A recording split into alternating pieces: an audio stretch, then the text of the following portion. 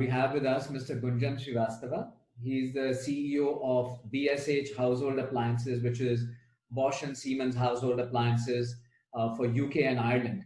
Gunjan, thank you for joining us. Thank you, Kumar. Thank you for having me. Gunjan, it's needless to say that this has been a trying time for most organizations and individuals in some way or the other. And as a senior leader, as the CEO of a global company and operations in UK and Ireland, what has been your personal experience of dealing with this crisis, both at an individual level in terms of working from home, getting adjusted, if we can call it, to the new normal, and at an organizational level as well? Yeah, I think, thanks, Kumar. Thanks for the question. And let me first, give you a bit of a perspective of my personal situation, that you said. And apart from, everyone else, like everyone else, who has been experiencing working from home exclusively for the last so many months, and then maybe in the last few months trying to figure out, is there a way of balancing a little bit between office and home? I have personally faced an even more interesting situation, which is that, I moved into my new role long time ago in April itself. But unfortunately, at that time, I was in Singapore. And although my plan was to come to UK straight away, but because of the situation, the fact that both sides were locked down, flights were not available, I wasn't able to come. So for several months, in fact, I was, taking care of my new role from 10,000 miles away, working in a time zone which was starting at 3 o'clock Singapore time and going to past midnight, because that was what UK time was, and trying to forge relationships with the team, with customers who were willing to still speak to us, external people, etc. So that was, that has been, I have to say, challenging. At the same time, huge learning experience for me. This was, it was like baptism through fire. Absolutely. I never signed up for this, frankly, when I decided to take over the job. But yeah, I mean, what can you do? And then during obviously we are all in the midst of the pandemic still. And I was waiting for the time to come when I could actually physically land up here, because, we can do everything possible over the digital medium. But not being in the location, where the business is, gives you a bit of a disadvantage, because you're not feeling and breathing the air and meeting people, meeting customers, meeting retailers every day in and out.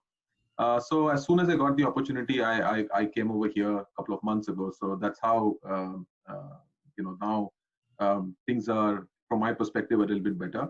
But to come to, let's say, the question that you asked, I think, if I were to break it down, from and now here I'm talking about not being part of an existing team, or but being part of a new team, because that's what happened with me. Even then, I found that tasks or activities which are more operational, more short-term, more day-to-day, those were something which were easy to understand. We also facilitate wherever needed, and come to a right kind of approach forward, because I think most people are quite clear, especially when they're doing their roles, that these are challenges they continue to face on a sort of daily, weekly basis. Yes, COVID resulted in some more unforeseen circumstances, but still, as long as things are operational, day to day, short term, it was still possible, and I would say even more efficient at times to deal with it in a more timely manner. So that's something which I would say went quite well, even for me as a newcomer into the team. But however, if I look at it from slightly more longer term and slightly more creative and strategic perspective, that's been a bigger challenge. Obviously, first few months, the entire focus was on getting through the crisis, managing the fact that people are working from home, taking care of the safety requirements, making sure that the customers were feeling comfortable with whatever they wanted, and we were ready to sort of provide those support to them. But obviously, work life is not just about thinking very short term, but also looking at what 2021 will bring and beyond. And those discussions and that planning has been far more challenging, primarily because we miss and I particularly miss this, the fact that when you sit together, even in a smaller team, you're able to then, look at things much more in a creative way. You can actually have formal discussions, but some of the breakthrough ideas can come in informal meetings in between, maybe in the coffee break, etc. Here, obviously, you are all alone, and talking obviously with your colleagues, but it is time bound. You take time bound breaks, you come back again. There are all tools available. I would not say that. I think I would have to say that the tools which we have had or we've used, including video calling, audios, team meetings, etc., have been quite useful, and I think people have fully understood the value of some of these. But you can't take away the what a physical meeting collaboration brings in, especially in terms of more strategic, longer term planning and thinking perspective. So that's been a bigger challenge. Having said that, I think when you have no other choice, you obviously start to find ways and means of dealing with it. I would say that, broadly speaking, operational tasks, day-to-day tasks, etc., are, probably not much effect. In fact, I would say in many cases more efficient. But when you move to something more planning-oriented, something more creative, something more, where you're looking at improving in the future, that becomes more challenging. And many people are not fully able to participate. There are only a few people who are able to really keep their thing on, and that's been a personal challenge to me as well. The other factor, quickly, if I were to put it from my personal perspective, has been the leadership challenge.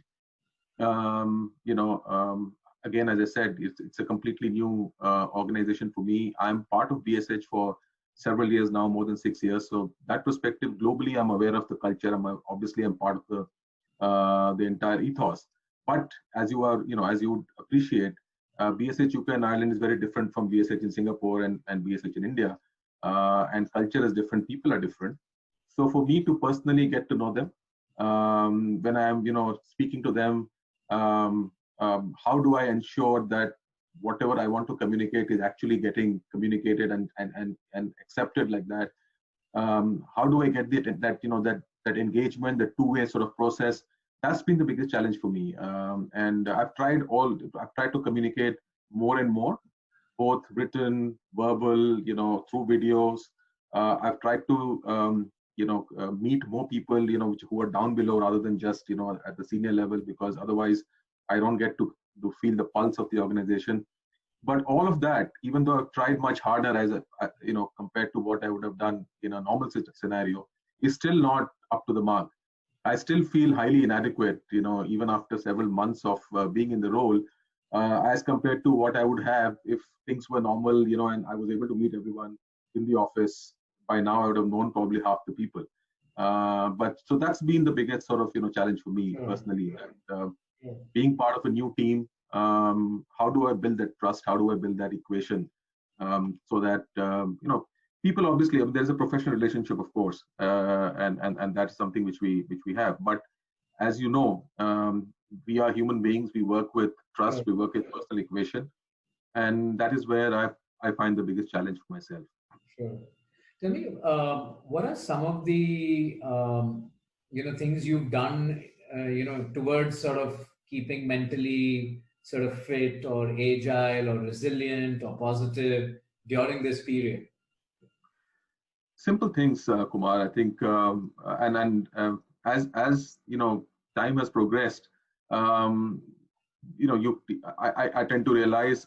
So one thing which I would like to mention, and yesterday, in fact, I was talking to somebody outside the company about this similar situation, and we agreed on it, which is basically, the normal work life for me, and I'm pretty sure for everyone, is a weekly rhythm. Right? I mean, we work Monday to Friday, more or less, if it's a 5-day working week. And then we have a couple of days of sort of, getting over it, and spending time with personal time with family, friends, etc. Whatever hobbies you're pursuing, do that. And then you are refreshed back again, Monday to Friday, to sort of put your entire energy, etc. and thinking into work again. Now that rhythm is no longer valid, in the last so many months. We have been experiencing this new ways of working. because now the rhythm is a daily one. So it's almost on a daily basis. When I look at my calendar for the day, it's all packed with meeting after meeting after meeting, call after call after call. Most of them are video calls, because that's when at least you can see and and look at each other. But then you need micro breaks in between, because if you don't, initially first couple of months, I was not planning for something like that, and it was getting me every day highly fatigued. And I would say that I didn't do much, from a content perspective. It wasn't that stressful, but why I'm feeling so much completely drained out. And then it dawned on me that my recovery process is not coming in. Because when you're working in that weekly thing, you're in office, you take your breaks in between. You also have human interaction, you have informal meetings. It's not that you are working from 8 hours or 10 hours completely right from time, second one to the last second. But when you are doing things virtually, there is no recovery if you don't keep recovery time in between. So what I've started planning to do now is really break things up in the day, and keep some personal time for me and keep time in between. That way, at least it helps me to recover and go to the next one with more clarity in my mind and feeling less fatigue. So that's one, I would say, takeaway, which wasn't very clear to me earlier, but now it's dawned on me that, and this is something which is likely to continue. So I'm trying to. That's one. Secondly, I think one thing which I never stopped was giving a little bit of personal time, especially on my own health-related, fitness-related stuff, etc. So even though you're working from home, if there's a lockdown, you can't go out, but nothing stops you from going out for a small run or a walk or a jog in the morning, or doing a bit of a yoga in the morning, etc. So I continue to do some of that to make sure that that, like I said, it's all in the recovery process. It's all that you're not letting go of some of those some of the things which keep you refreshed, because we are not able to take holidays, unfortunately, because obviously travel is not possible, not advisable at this point in time, especially for pleasure. But these are the little things which you can do to keep yourself refreshed. In closing, we're just about at the end of the session. What would be your number one ask from the CLO, going forward, as like you said, you're planning for 2021 or even beyond, given the experience of the pandemic, given the fact that we've seen this black swan event, what is your expectation from the CLO going forward? Very briefly. I think there are, nothing new, but more emphasis on a few factors. Firstly, on engagement, because I know that engagement levels are fluctuating widely.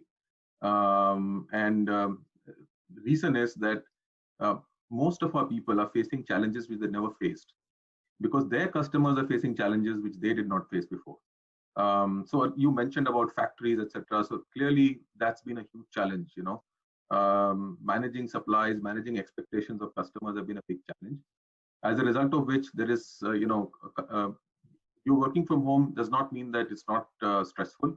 In fact, it is more stressful because you're not able to jump into something, meet somebody, and solve a situation. How do you keep employees, especially now people are all around, I'm talking UK and Ireland, all our employees are spread around the country. How do we keep these people together, motivated, working together, highly engaged? That's going to be a big challenge. There are, no set sort of, formulas which I'm still aware of, but that would be one thing which, from a CLO perspective, would be an important one. And secondly, I think there is a huge opportunity from learning and renewing your or learning something new during this, in the sort of new normal, because consumer behavior has changed dramatically. We have experienced something in the last 6-7 months, which probably would have taken 6-7 years in terms of changes. So clearly, consumer behavior has changed, retailing has changed. Emphasis on hygiene and health has changed dramatically. People are no longer hung up regarding the fact that you have to come to office at 9 o'clock and leave at 6 o'clock, etc. I think more and more acceptance is there that it's more about KPIs and delivery. And it's not about how many hours you have clocked in. It's how many hours you really worked and provided the output. So this is something which is absolutely a new expectation. And from a CLO perspective, I would look at one as an opportunity which is on learning, especially how to deal with and master the situation coming up next. And there would be reskilling needed. There would be changes needed. And secondly, obviously, keeping the engagement there. In that engagement, I would also bring in mental health. We are experiencing a lot of our employees here facing a lot of these challenges. Breaking out, not being able to talk to colleagues and get that sort of thing off. Sometimes family situation can also become highly stressful if you have smaller kids, or if you have your spouse also going through a similar situation, things like that. So we have to give, as an organization, especially from an HR perspective, a bit more emphasis on how to look after that mental health aspect of our employees, which is extremely important from an engagement scenario as well. No, absolutely. I think you hit upon some really, really important areas, which are not just issues which organizations and individuals are facing now, but even going into the future, that seem to be issues which will be around for a long time, and requires that level of executive focus, if you will. Thank you so much, Gunjan, for speaking to us. And you're welcome. Thank you so much. Thank you very much for having me. Wish you all the best. Thank you. Thanks.